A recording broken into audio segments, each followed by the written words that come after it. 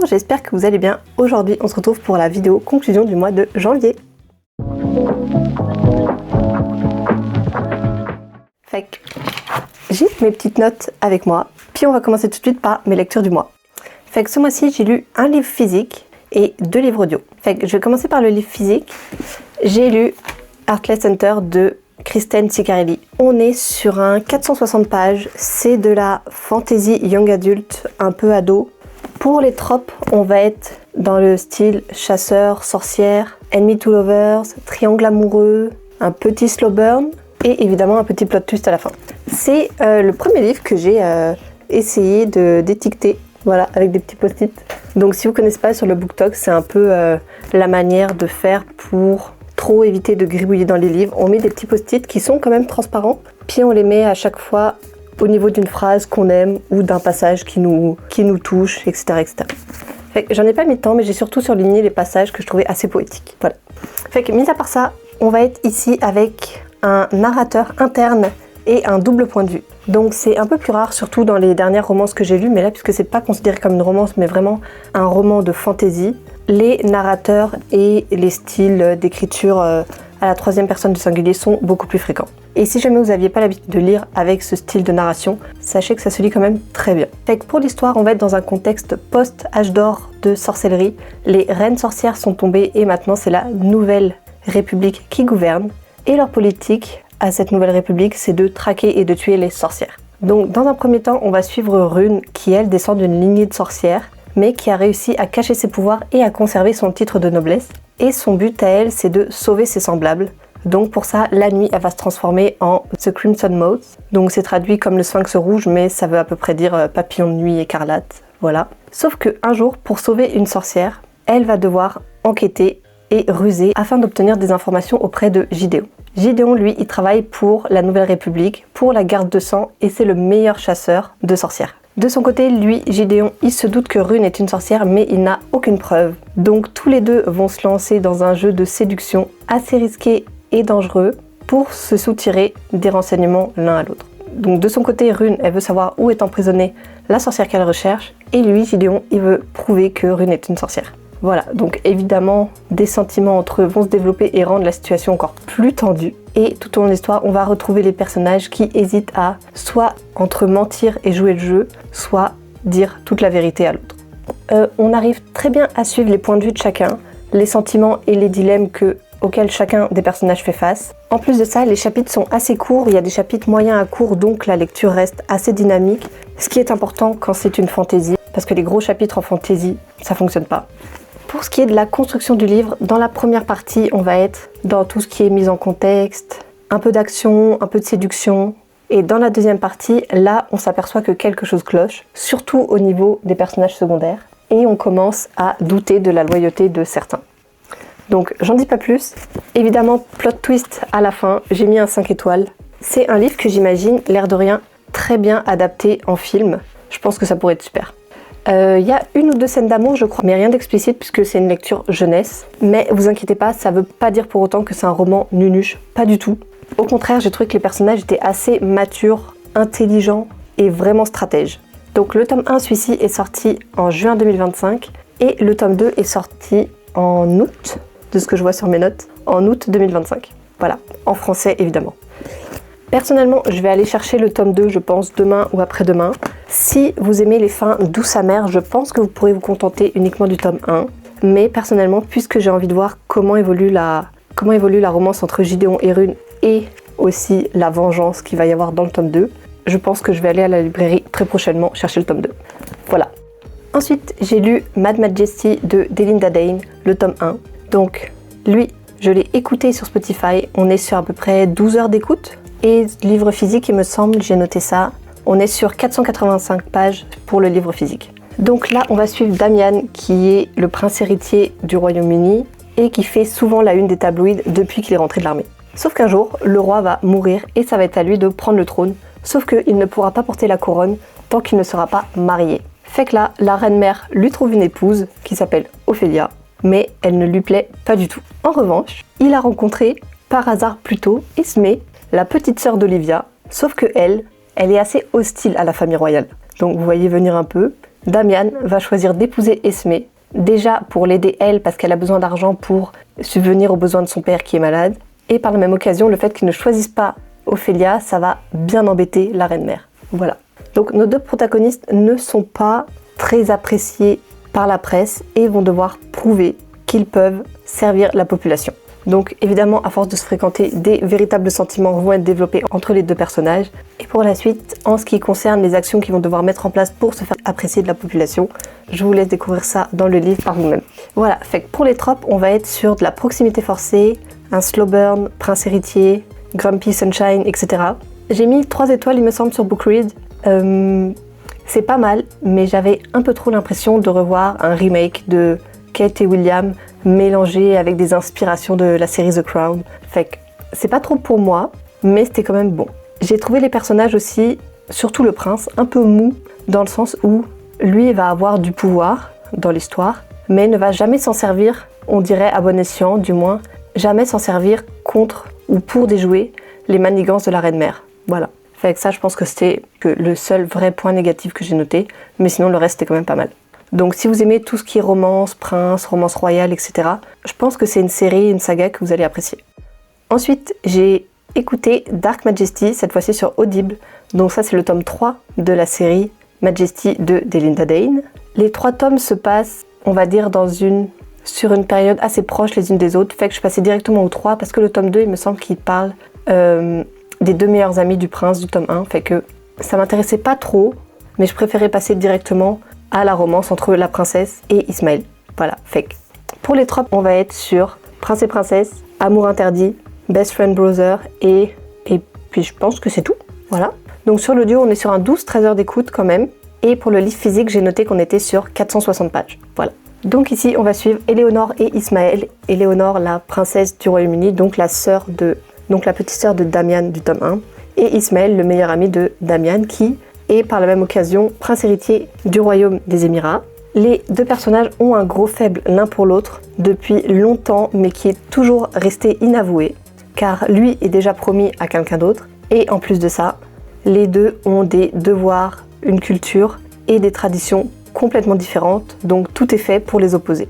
Donc l'histoire commence quand Éléonore est aux Émirats pour ses études et les ennuis vont arriver quand elle va devoir rentrer au Royaume-Uni et que lui, en même temps, va se retrouver à devoir gérer des affaires de famille et politique assez délicates puisque, comme chaque succession à venir, certains dirigeants veulent manipuler l'opinion publique et en profiter pour lui voler le pouvoir. Donc, que ce soit en lui reprochant son jeune âge, son inexpérimentation, etc., etc. Et parmi toutes les reproches, il y a le fait qu'il n'est pas marié. Donc notre prince Ismaël va se retrouver dans le dilemme entre devoir choisir à perpétuer les traditions ou écouter ses sentiments et aller chercher Éléonore. Voilà. En plus de ça, il va y avoir des révélations qui vont encore plus lui mettre des bâtons dans les roues et l'éloigner de la prise de pouvoir. J'en dis pas plus, c'est quand même un bon élément déclencheur dans le livre, fait que je vous en dis pas plus là-dessus. Et du côté d'Éléonore, là, elle va faire face aux manipulations de la reine-mère. Donc si vous avez lu le tome 1, vous voyez un peu le personnage de la reine-mère. Elle va essayer de s'en détacher, mais dans l'aristocratie anglaise, elle est soumise à un protocole très strict et donc ça va pas être facile. Voilà, j'ai mis 3 étoiles, pas que j'ai pas aimé, mais j'ai trouvé la princesse, donc Éléonore, très tourmentée dans l'histoire. On va être pour elle dans un contexte assez post-dramatique puisque dans le tome 1, elle perd son frère. En plus de ça, quelques temps avant, elle avait perdu son père. En plus de ça, elle est sujette à des crises d'angoisse. Fait qu'un personnage très stressé, très angoissé, très tourmenté. Et j'ai trouvé qu'elle était presque un peu trop éprise de Ismaël, comme si son amour pour lui la rendait malade. Donc, si vous aimez les romances prince et princesse, amour interdit, passionnel et tout ça, amour maladif et tout ça, c'est pour vous. Franchement, je pense que c'est pour vous. Mais personnellement, je préfère quand les personnages sont un peu plus réalistes, un peu plus terre à terre, voire même un peu plus matures. Voilà. C'est le seul reproche que j'avais qui est totalement personnel pour moi. Je sais que c'est un livre qui a fait un tout petit peu polémique parce que les gens ne voulaient pas le lire parce qu'il y avait un Émirati dedans. Écoutez, ça reste un roman comme un autre. C'est très bien écrit. C'est quand même beau. On dirait que dès qu'un auteur touche à une culture, ça devient tout de suite très touchy. Mais personnellement, j'ai trouvé que c'était quand même très bien fait. Voilà. J'hésite à écouter le tome 2.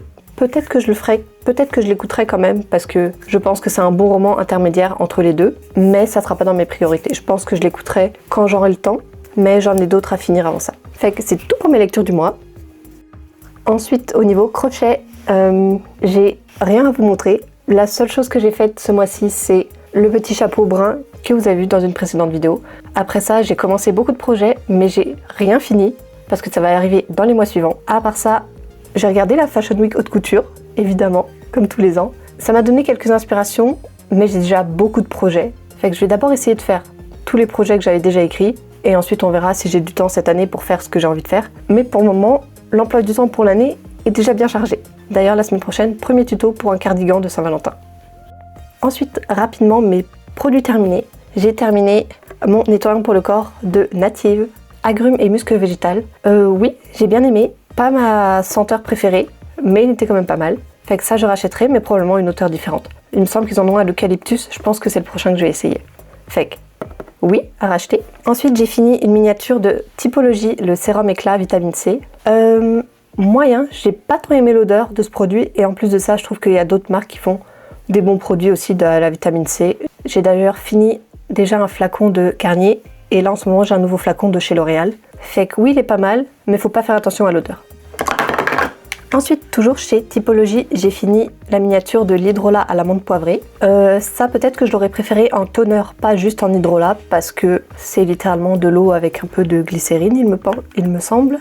Ouais, c'est juste de l'extrait de menthe avec de l'eau et de l'alcool. Fait que oui, c'est hydratant. Oui, ça réveille quand même, je trouve, quand on s'applique ça le matin. Ça réveille un peu. Ça sent bon. Mais est-ce que je mettrais mon argent dans de l'extrait de menthe avec de l'eau? Pas sûr. Voilà. Et pour finir, j'ai fini ma crème Q10 au rétinol. Je l'avais acheté sur YesStyle. Oui, je l'ai bien aimé quand même, je la mettais le soir.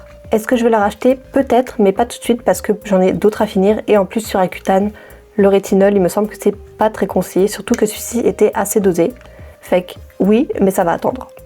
Ensuite, je voulais vous parler de mes meilleurs et de mes pires achats de l'année 2025. En tout premier, dans mes meilleurs achats, il y a mon tapis de marche que j'ai trouvé sur Amazon. Je m'en sers vraiment plusieurs fois par semaine. Ça permet vraiment d'atteindre ces 8 à 10 000 pas par jour. Il me semble que si vous faites 30 minutes de marche 3 fois par jour, donc 1h30 de marche, vous atteignez les 10 000 pas. Fait que si vous faites par exemple, ou si vous travaillez à la maison, que vous faites 30 minutes le matin, 30 minutes le midi et 30 minutes le soir, vous avez atteint vos 8 à 10 000 pas. Fait que ça, c'est pas mal. En plus, le mien est inclinable, fait que ça permet de brûler un peu plus de calories. Généralement, je fais des petites sessions de 20 minutes, ça me suffit. J'incline au max qu'il est capable, puis ça fait la job. En plus de ça, c'est un tapis qui se range sous le lit ou sous le canapé et il n'a pas de poignée. Fait qu'on n'est pas tenté de s'appuyer sur les poignées autour des tapis roulants pour s'aider ou se reposer. Donc ça reste un petit avantage. Voilà, fait qu'il y a ça, que j'utilise quand même pas mal. Ensuite, il y a ma machine à boissons pétillantes. Donc avant, j'attendais souvent que les bouteilles d'eau pétillante tombent en rabais à 1 $. Maintenant, j'ai plus besoin de ça. Je prends mon eau du robinet, ma machine et c'est fait. J'ai toujours une bouteille d'eau pétillante au frais. Et je trouve que l'eau pétillante, ça reste quand même une bonne alternative quand on est tenté de se faire des cocktails avec de l'alcool. Je trouve que boire des bulles, ça ajoute tout de suite un peu plus de punch à la boisson, au lieu de se faire des cocktails ou de mettre de l'alcool. Fait que ça, pareil, la machine à eau pétillante, je m'en sers beaucoup. Et puis ensuite, j'ai noté dans mes pires achats de l'année, qui en est pas vraiment un, mais un petit peu. C'est mon calendrier de l'Avent YesStyle que j'ai acheté en septembre ou octobre 2025. Simplement, à la base, le calendrier n'était pas pour moi. Fait que je me suis retrouvée avec plus de 25 produits cosmétiques d'un coup. Et c'était trop pour moi. Sachant qu'en plus, je venais de débuter Accutane, il y avait la moitié des produits que je ne pouvais pas et que je ne peux pas encore utiliser parce qu'ils sont trop abrasifs pour la peau. En revanche, ceux que j'utilise présentement, c'est tous des produits que j'adore. Donc, il y en a que je commence déjà à terminer. Et il y en a d'autres aussi que j'ai donné parce que je me servirais pas ou parce que j'avais déjà. Fait que le gros point négatif, c'est que ça faisait beaucoup de produits d'un coup que j'avais pas forcément besoin. Mais sinon, il y a quand même du gros positif parce qu'il y a quand même quelques produits que j'adore là-dedans. Voilà, fait que ça c'est tout. Ensuite, je voulais vous parler de mes objectifs perso, finances, etc. Ça va me permettre de garder un peu comme ça une trace, comme un journal vidéo, que je pourrais comparer pour les prochaines années. Et surtout, je pourrais voir à la fin de l'année si j'ai réussi à tenir tous mes engagements. Voilà.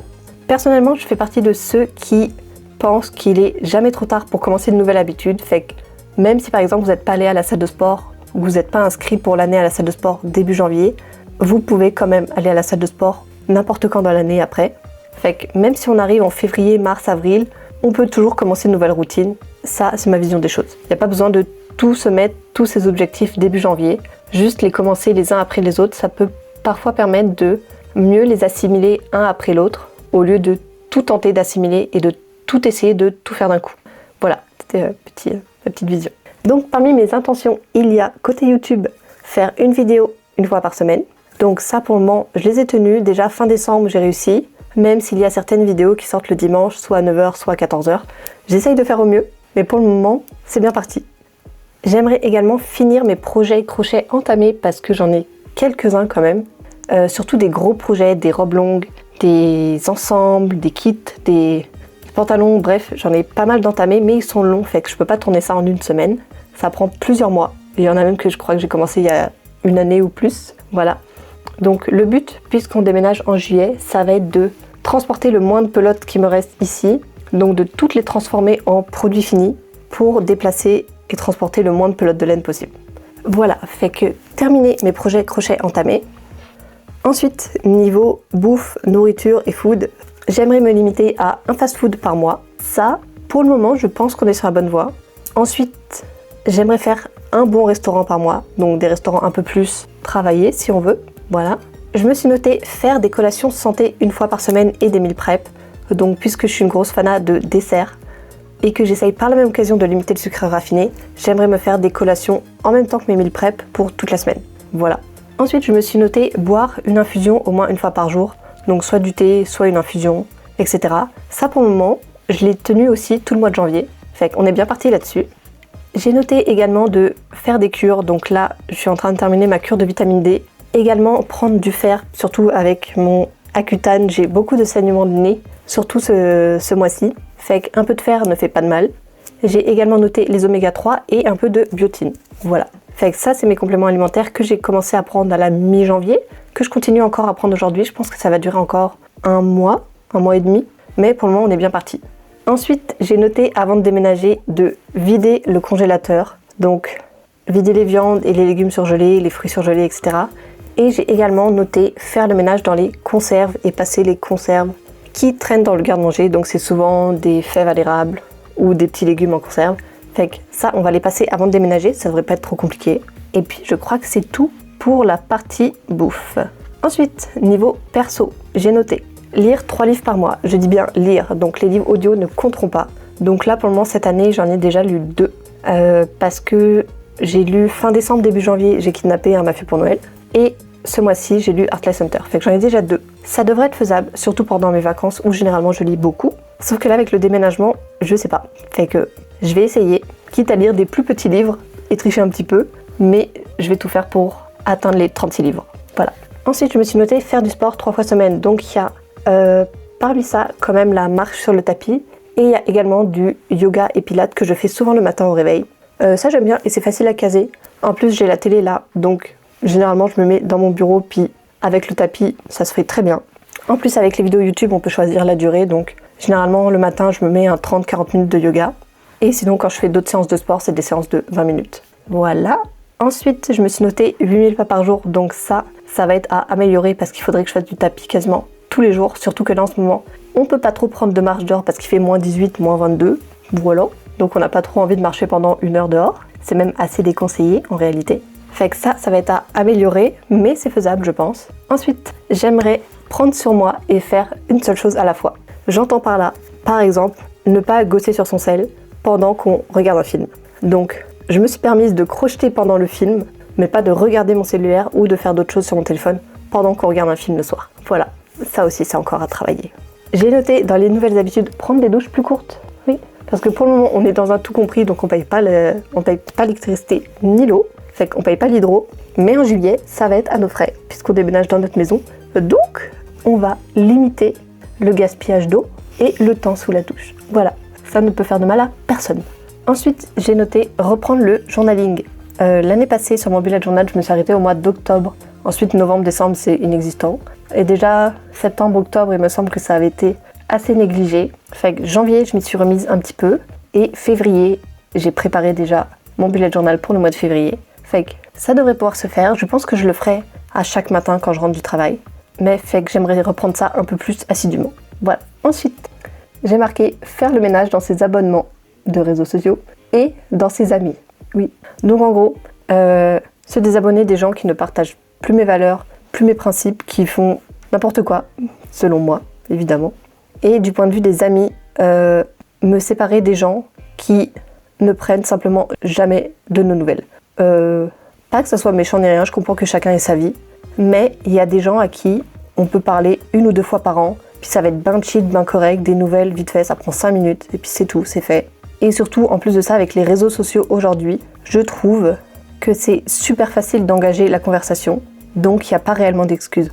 En plus de ça, pas forcément avoir des grandes discussions, mais ne serait-ce que mettre des likes sur des stories ou des publications ou répondre à une story avec un commentaire, n'importe quoi, c'est gratuit, ça prend 30 secondes et ça permet de garder une certaine affinité avec les gens aussi. Fait que s'éloigner des gens qui font juste rien, ça prend aussi en considération s'éloigner des gens qui ne vous tiennent pas au courant des grandes nouvelles. Je pense notamment, par exemple, je sais pas, les gens qui vous disent même pas qu'ils vont avoir un enfant ou des trucs comme ça, alors que vous avez été très complices avant. Flic personnel, tout à fait. Fait que, bref, s'éloigner de ces gens-là, s'éloigner des gens qui ne vous encouragent jamais dans aucun projet. Ah, c'est chiant. Juste partez de ces gens-là. Loin. Voilà. Fait que ça, c'était ma dernière intention de 2026, niveau perso. Voilà. Ensuite, niveau finance. Attention, les chiffres peuvent choquer les âmes sensibles. Voilà. En premier, dans mes intentions, j'ai mis investir 6 000 $ dans mon CELI. Si je peux monter à 8 000, je le ferai, c'est le maximum annuel, il me semble. Donc ça serait intéressant, mais honnêtement, je pense que j'aurais du mal à les atteindre puisqu'on doit installer 1 à 2 pompes à chaleur dans nos logements. Et en plus de ça, on doit refaire le patio de notre maison. Fait qu'on va voir à combien s'élèvent les factures, mais je ne sais pas si j'atteindrai cette somme-là. Ensuite, j'ai marqué faire un point finance à chaque fin de mois. Je le faisais beaucoup en 2023, 2024 et 2025. Je crois que j'en ai fait aucun. Fait que j'ai pas du tout suivi mes dépenses de 2025. C'est pas très sérieux, mais j'ai survécu. Fait que ça va être à faire. Déjà là, il faudrait que je fasse mon mois de janvier. Voilà. Ensuite, plus plaisant, budget livre. Un livre ici, c'est entre 20... on va dire un livre comme Heartless Center, c'est on va dire entre 26 et 32 $. Donc je me suis mis un budget de 35 $ par mois. Ça me fait 420 $ pour l'année, à peu près. Ensuite, je me suis mis un budget soins parapharmaceutiques, parapharmacie. Donc là-dedans, je comprends tout ce qui est shampoing, après-shampoing, etc., produits d'hygiène. Je me suis mis 400 $. Ensuite, je me suis mis un budget laine, mais uniquement pour après le mois de juillet. Je me suis interdite d'acheter de la laine avant le déménagement. Et je me suis mis un budget de 300 à 400 $. Voilà. Et pour finir, je me suis mis un budget esthétique / médico-esthétique de 2000 $. Donc ça comprend le médical, les ongles, la coiffure, le laser et toutes les petites opérations un peu médico-esthétiques. Voilà. Fait que c'est tout, je vais conclure la vidéo sur ça. Je vous retrouve la semaine prochaine pour une prochaine vidéo, ça sera le premier tuto de Saint-Valentin. Bye!